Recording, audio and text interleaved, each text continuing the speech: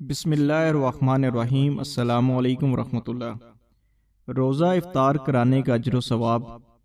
روزہ دار کو افطار کرانے سے صغیرہ گناہ معاف ہو جاتے ہیں، جہنم کی آگ سے نجات ملتی ہے، اور اتنا اجر و ثواب ملتا ہے جتنا روزہ دار کو روزہ رکھ کر ملتا ہے، اور روزہ دار کے ثواب میں بھی کمی نہیں ہوتی۔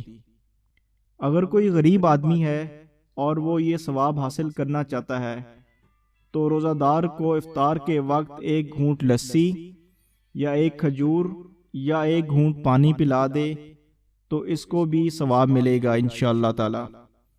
اگر کوئی شخص کسی روزہ دار کو پیٹ بھر کر کھانا کھلائے گا، اللہ تعالیٰ اس کو حوض کوثر سے ایسا پانی پلائے گا کہ جنت میں داخل ہونے تک پھر کبھی اس کو پیاس نہیں لگے گی۔